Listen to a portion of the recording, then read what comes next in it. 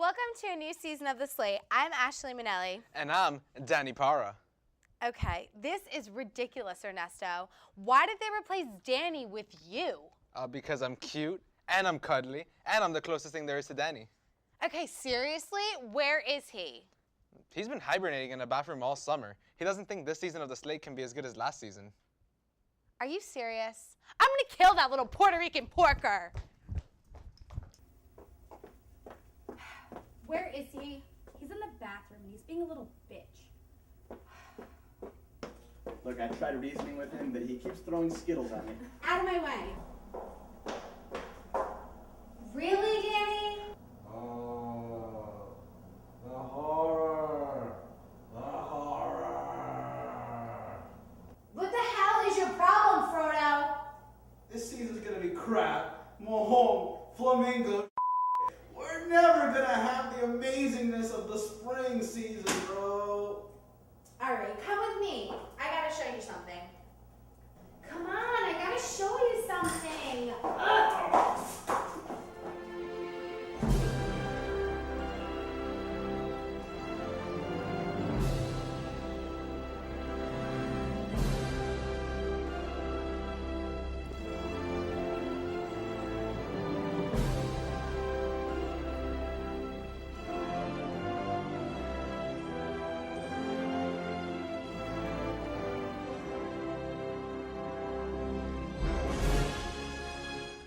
It could happen.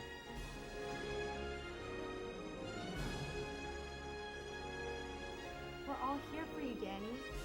We believe in you.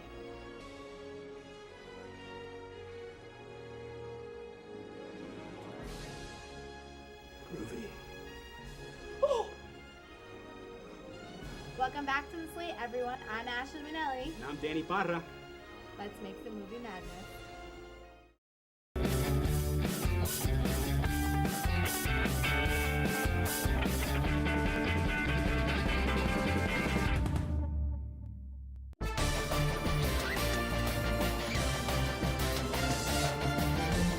Hey everybody, welcome back to another great season of The Slate. Now let's get it kicked off right with some movie news. Liam Neeson has never been opposed to being in a crappy movie to make big bucks. I mean, come on, he was in Clash of the Titans, which is like cinema's version of the Ebola virus. Neeson has agreed to co-star in a blockbuster adaptation of the board game Battleship. The Irish gentleman will share the screen with youngsters Taylor Kitsch and Alexander Skarsgård. See, I don't know what's more tragic, that Neeson's going to be in a Battleship movie, that a Battleship movie is going to be even made in the first place, or that co-star Rihanna now looks like a Whopper Jr.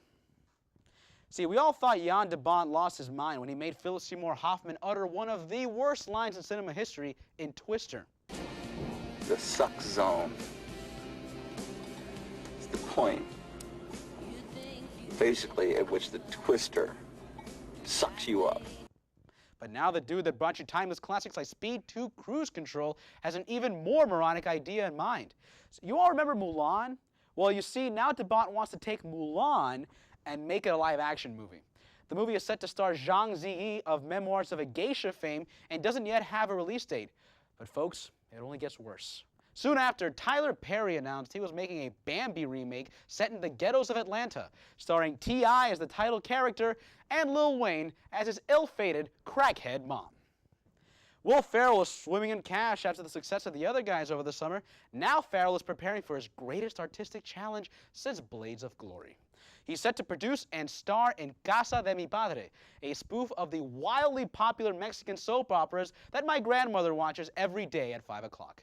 The supporting cast features Mexican heartthrobs Gael Garcia Bernal and Diego Luna, who are best known for making out with each other in every movie they are in. The film's dialogue is completely in Spanish, meaning Ferrell will have to speak in a foreign language for the first time since Wedding Crashers, when he had to learn douchebag to communicate with Vince Vaughn in his natural habitat. And finally, speaking of imbalanced Mexicans, movie audiences were head over heels with Machete this summer, and it looks like we'll be seeing more of Danny Trejo's vicious vigilante real soon. Director Robert Rodriguez took time off from shooting Spy Kids 87 in 3D to announce he expects to make not one, but 2 Machete sequels. See, that sounds great and all, but the thing is, Trejo is already 66 years old and could conceivably be dead before any of these sequels get made. But fear not, Rodriguez says, because he planned for this one a long time ago. The director announced that if Trejo indeed goes tits up before production of Machete Kills, the title role will be played by this guy. Chacarón, chacarón, chacarón. And let's send it over to Ashley in the Critics Corner.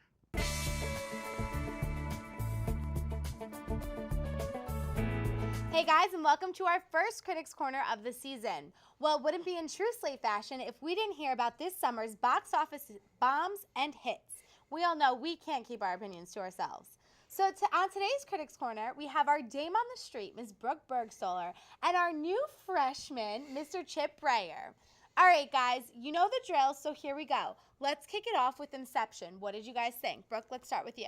I absolutely love this movie. It blew my mind a few times while watching it. But I mean, we've got Leo and Joseph Gordon, and Ellen Page I actually thought was fabulous. They did not put her in there enough. Yeah, her lines were a little lacking. I couldn't really judge her character. What did you think? Well, I thought with Ellen Page, she really took command of her character. She was supposed to be serious, and of course, she was in Juno, which was another serious one, but it was more lighthearted. And this one, she really had to take it full on. I also thought Joseph Gordon-Levitt, thank you. I thought he did very well too. He's become one of my favorite actors to watch. I have to agree. 500 Days of Summer. Hello. Oh my gosh, That was a good melt movie, my too. heart 1,000 times my God, over. 1,000 Holy. really times. well, Yeah, right? 500 times too, right? Whenever There you I'm go. feeling bad, box of chocolates, 500 Days of Summer. Oh my God. Feel good about delish. myself. Milk to dip, you know, the best. All right, so let's move on. What are some other movies that you guys saw this summer? Anything you saw both in common or that you can think of off the top of your head? Start naming. Let's Well, see. I mean, Go ahead. sorry. The worst movie I saw by far this summer was The Takers. Okay. I mean, T.I. being a lead role should have thrown me off a little bit there. Should have love steered me T.I. away. I do have to say, he's one Okay. of my faves. Honestly, if you put a beat in the back of his dialogue, it'd be like his first album. And That's I feel awesome. I feel like they were trying to steal Ocean's 11, like that series from what? It felt like very out of place Really? for me. And The Departed, everyone Yes, dies. Why not? exactly. We don't have a good ending. Let's just shoot everyone. That's pretty much the conclusion that Okay, they came so to. worst movie of the summer was definitely Takers. How about Absolutely. for you, Chip? I think Vampire Sucks was Oh. a terrible movie. Isn't the guy from 90210 in that I have movie? no He's idea. like the Edward Cullen character. Did you think it would be good? Yeah. No, I didn't think it would be. I just went with a girl because they wanted to see it. Did you at least, get a little Did something? you like hold little her hand snooky and snooky? stuff like during the movie? How was it? No. It was just a So it waste. It was a sucked for waste you of in money. It general, was a waste yeah. of time and a waste of money. just- All right, Rude. guys. Well, I that's know, all right? the time we have right now. Thanks for the thoughtful insight. It's always a pleasure having our critics on the show. Well, this summer, my little chalupa packed his bags and ended up in the only place where movies matter. That's right, Los Angeles. Let's see what kind of trouble Chewie got himself into. Los Angeles. Fast town, fast cars, fast air pollution. It's a city built on film, and it's teeming with stars. My job is to find them. I've wanted to go to LA ever since I saw Ice Cube bust a cap on the English language in Boys in the Hood. The search for Hollywood starlets is a long and treacherous one. Thus, I stopped in Inglewood to savor some healthy ghetto treats. All right, guys, we're starting off our epic LA adventure right, getting a little breakfast here at Randy's Donuts, featured prominently in Iron Man 2, Mars Attacks, and other fantastic films. Unfortunately, unlike Robert Downey Jr., we were not able to sneak onto the donut for fear of instant death, but we're gonna get some apple fritters and we'll be on our way. The explosion of flavor from that donut was nearly impossible to describe. Tastes like Jesus. After the Crips stole my Tercel, I had to walk all the way to Hollywood. First stop, the House of Oscar. And here we are in the capital of film, the Kodak Theater, the site of the Academy Awards, and we're about to take you on the ultimate tour of Tinseltown. Turns out the Kodak Theater is just Sunset Place with Oscar winners and without GameWorks. So I marched on down to the Walk of Fame. What kind of a sick, twisted world are we living in, where a fictional animal gets a star on the Walk of Fame, but Jeff Goldblum, who helped save the Earth from aliens, doesn't? After paying my respects to another Independence Day hero, I made my way to Hollywood's most famous landmark, Grauman's Chinese Theater. Although I had inadvertently stepped into an Apocalypse Now Extras reunion, I was still able to admire the iconic prints of Tinseltown's timeless legends. Grauman's is the site of Hollywood's hottest premieres, but none hotter than this one. Now, the Grauman's Chinese Theater is the only place on earth where you'll be able to see T.I. and Chris Brown together in one place. That's not called the Federal Penitentiary. Many come to LA in search of the impossible.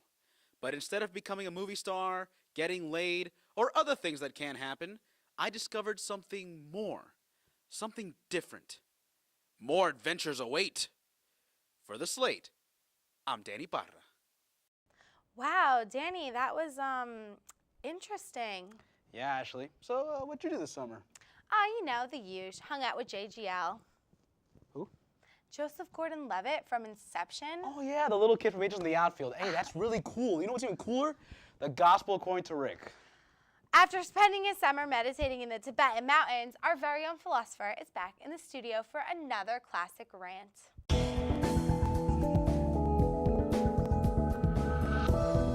Gentlemen, this was our summer, the summer of manliness.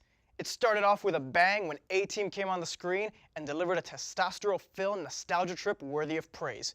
Now, I generally don't like remakes, but after watching them start a car with a defibrillator and shoot down a fighter drone with a flying tank, I left the theater with a tear in my eye and a boner in my heart. Robert Rodriguez added to this by releasing his highly anticipated Machete movie and managing to amputate more limbs than diabetes. There was a lot of unnecessary CG, and the ending didn't live up to expectations, but the film had enough blood, breasts, and intestinal repelling to make up for it. But then there was Predators. This try-too-hard action film stars Adrian Brody, sporting his best Batman voice, as he fails to fill the shoes of badasses like Arnold and Glover. For those of you who don't know who Brody is, he's most famous for chasing a monkey and playing a retard in the M. Night. Not only does this movie completely destroy the Predator format established in the first two films, it paints the Predators as moronic killers instead of the cunning and honorable hunters they are, and matches them up against pansies. I believe the reason for this was because every other kick-ass action hero was too busy working on the penultimate man movie, The Expendables. The Expendables is so manly, while it was in theaters it replaced women as the #1 thing guys want to be inside of. This movie is so epically hardcore that after watching it, Pamela Anderson officially lost her virginity. Well, let me put it this way. If the cast of Expendables wasn't Predators, it would still be called The Expendables. But you know what the best part of all this was? None of these movies had a love plot to appeal to women. A-Team's only female was a plot device. Machete plowed his way into everything that crossed his path. I wouldn't even call the woman in Predators female. And Expendables shows us what happens when a woman thinks she's too good for us men. Men, this was truly our summer. So go out there and relive an era resurrected for the new millennium. I'm Rick Prieto, and you've been enlightened. Thanks, Rick. Now, it would be a crime if we didn't give credit to the infamous Gary Busey on this show. I agree, Ashley. Let's check out Gary Busey's weird tweet of the day, and here it is. If you're anything like me, you're hoping that there's a hunter at the VMAs that will mistake Lady Gaga for a wild turkey. Wise words as always, Mr. Busey. Speaking of Gary Busey, this week on Take 5, we give you our top 5 favorite film star drug addicts. At number 5, the ginger dead man himself, Gary Busey. At number 4, my favorite rehabilitated dreamboat, Robert Downey Jr. Look, this is all very illuminating, all this business mumbo-jumbo, but basically, who gives a At number 3, the crazy-eyed Tom Sizemore. Mike, are you all right? I just got the wind knocked out of me. Get out of here! Take cover, we're gonna blow this bridge! At number 2, my role model, Courtney Love.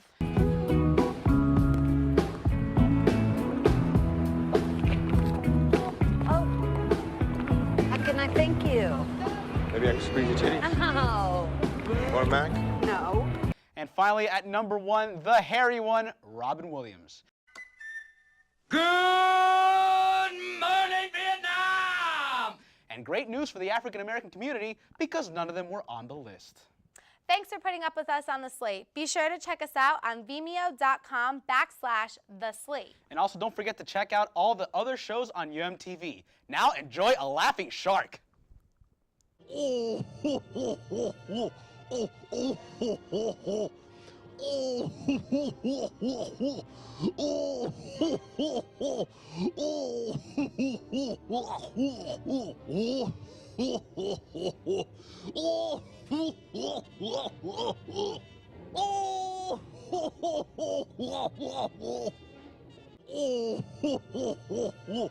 Oh, oh, ho, oh, oh, oh, oh, oh, oh,